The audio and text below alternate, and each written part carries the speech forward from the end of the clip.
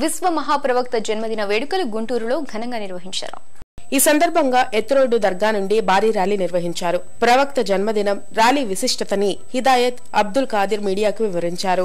మహాప్రవక్త ముహమ్మద్ సల్లల్లాహు అలైహి వసల్లం గారి జన్మదినం మీలాదున్ నబీ పేరుతో ప్రపంచవ్యాప్తంగా అందరూ ఈ పర్వదినాన్ని జరుపుకుంటారు. ముఖ్యంగా గుంటూరులో హజరత్ మొయిద్దీన్ బాదుషా ఖాదరీ రహమతుల్లాహి అలైహి దర్గా నుంచి ఈ మహాప్రవక్త జన్మదినోత్సవం సందర్భంగా ర్యాలీ జరుగుతుంది. ఈ ర్యాలీ అసెంబ్లీ సమావేశాల్లో ప్రజల సమస్యలపై చర్చించకుండా అధికార పక్ష నేతలు ప్రతిపక్షాల గొంతు నొక్కేశారని వైసీపీ ఎమ్మెల్యే ముస్తఫా ఆరోపించారు.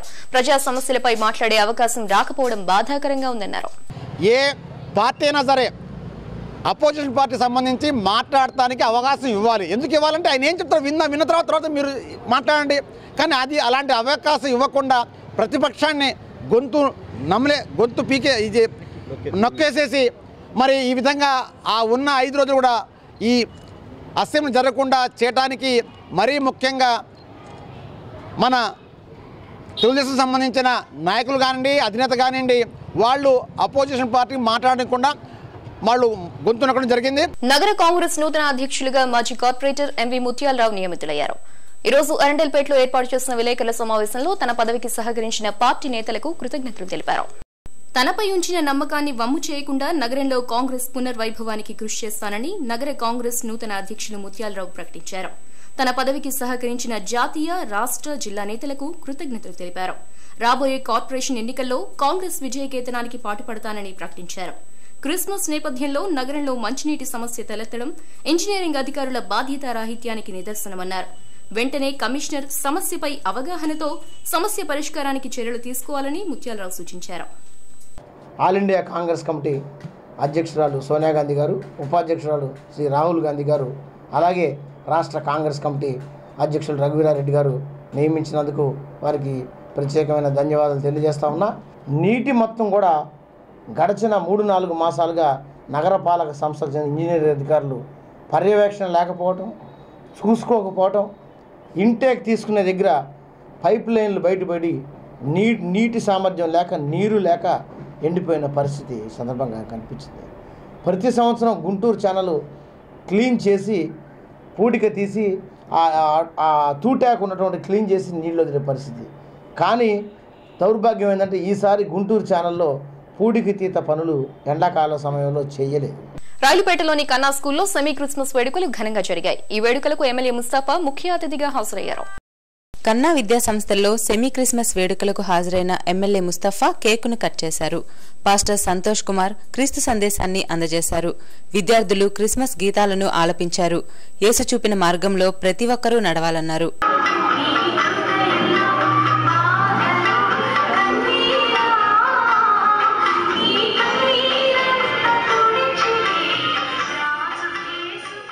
విద్యార్థుల్లో సెక్యులర్ భావాలను కలిగించేందుకు తమ సంస్థల్లో క్రిస్మస్ వేడుకలను నిర్వహిస్తున్నామని కన్నా విద్యా సంస్థల డైరెక్టర్ కన్నా మాస్టర్ పేర్కొన్నారు.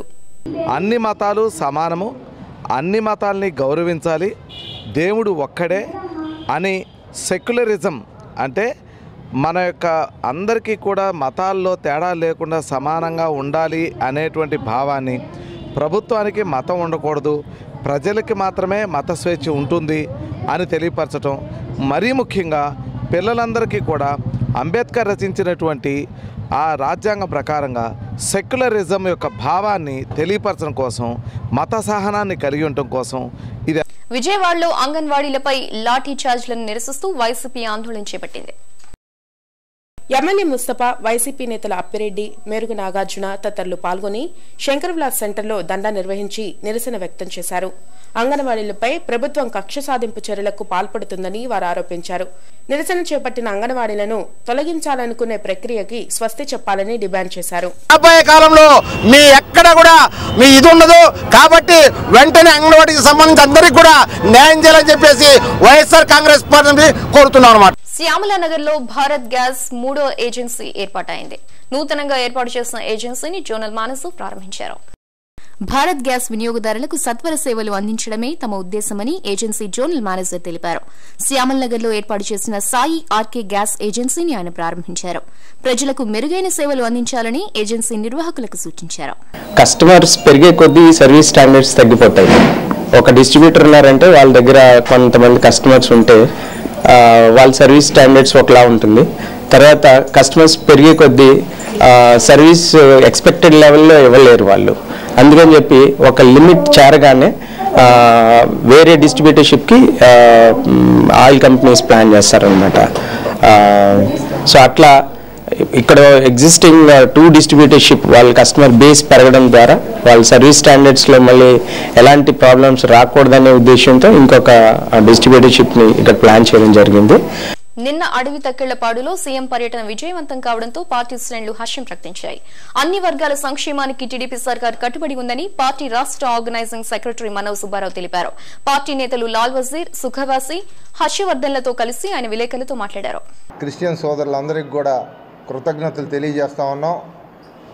సుమారు 10 కోట్ల రూపాయల నిధులతోటి 2 ఎకరాల స్థలంలో అడవి తక్కిళ్ళపాడు వద్ద క్రిస్టియన్ భవన్కి ముఖ్యమంత్రి గారు నిన్న శంకుస్థాపన చేయటం, రావెల కిషోర్ బాబు గారి యొక్క నేతృత్వంలో ఆ కార్యక్రమం బాగా విజయవంతమైంది. ఈ సందర్భంగా అందులో పాల్గొన్న ప్రతి ఒక్కరికి కూడా నా తరఫున, జిల్లా తెలుగుదేశం పార్టీ తరఫున, మంత్రి రావెల కిషోర్ బాబు గారి తరఫున అందరికీ కూడా ధన్యవాదాలు తెలియజేస్తా ఉన్నాం.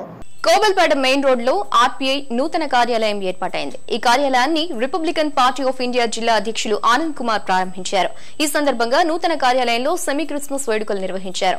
పేదల సంక్షేమం దృష్ట్యా వారు ఎక్కువగా నివసించే ఈ ప్రాంతంలోనే కార్యాలయాన్ని ఏర్పాటు చేసినట్లు ఆనంద్ కుమార్ తెలిపారు. ఈ సమాజంలో అట్టడుగు వర్గాలుగా జీవిస్తున్నటువంటి వెనకబడ్డ జాతుల వాళ్ళ ఆర్థిక, సాంస్కృతిక, సామాజిక, రాజకీయ చైతన్యం కోసం రిపబ్లికన్ పార్టీ ఆఫ్ ఇండియా ఈ జిల్లా వ్యాప్తంగా అన్ని మండలాల్లో, నియోజకవర్గాల్లో, మున్సిపాలిటీల్లో, మురికివాడల్లో, గ్రామ స్థాయిలో పనిచేయడం జరుగుతూ ఉంది. దళిత ఉద్యమ నిర్మాత శెట్టి కన్నమరాజా వర్ధంతి కార్యక్రమం మహిమా గార్డెన్స్ లో జరిగింది. పార్టీలకు అతీతంగా నేతలు హాజరై కన్నమరాజా సేవలను కొనియాడారు. దళిత ఉద్యమాలకు శెట్టి కన్నమరాజు ఊపిరిపోశారని పలువురు నేతలు గుర్తు చేశారు. మహిమా గార్డెన్స్ లో జరిగిన శెట్టి కన్నబాబు 8వ వర్ధంతిలో జేఆర్ పుష్పరాజ్, కూచిపూడి సాంబశివరావు, అప్పిరెడ్డి, బాబురావు, పలు ప్రజా సంఘాలు, పార్టీల నేతలు హాజరై కన్నమరాజు చిత్రపటానికి పూలమాలలు వేసి నివాళులర్పించారు. పూర్తినిచ్చినటువంటి వ్యక్తి అని చెప్పి కూడా నేను ఈ సందర్భంగా ప్రత్యేకంగా మనవి చేస్తా ఉన్నా.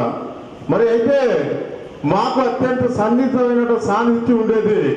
మరి నేను ఒక రాజకీయ పార్టీలో ప్రతినిధిగా ఉన్నప్పటికీ కూడా ఆయన రిపబ్లికన్ పార్టీ తరఫున ఉన్నప్పటికీ మరి ఏదైనా సమస్య వచ్చినప్పుడు మరి ఆయన ఖచ్చితంగా మరి మేము సంప్రదించుకొని ఏ విధంగా చేస్తే బాగుంటుందని చెప్పి ఆలోచన చేసేవాళ్ళం. ఎందుకంటే ఆయన ఇండిపెండెంట్ మ్యాన్, ఆయన స్వతంత్రంగా వ్యవహరించే వ్యక్తి. తీసుకొస్తామనేటువంటి ముందు చెప్తే ఆగేవాడు కాదు. అంత పరిపూర్ణత చెందిన తర్వాత, అన్ని డేట్లు ఫిక్స్ చేసిన తర్వాత అప్పుడు వెంకటస్వామి గారు వస్తున్నారని చెప్పారు. ఆ మాట అన్న తర్వాత నన్ను గట్టిగా వాటేసుకుని ఏడ్చేసేది. నేను చేయలేంది, నేను అనుకున్నది నువ్వు తలపెట్టి చేసేవారు అనేటువంటి. ఆ విగ్రహాన్ని తీసుకొచ్చింది కూడా చెన్నకేశులో ఆనందబాబు, మేయర్ ఏసురత్న గారు అనుకుంటా. ఏ చెన్నకేశులో. వార్తలో మరో విరామం.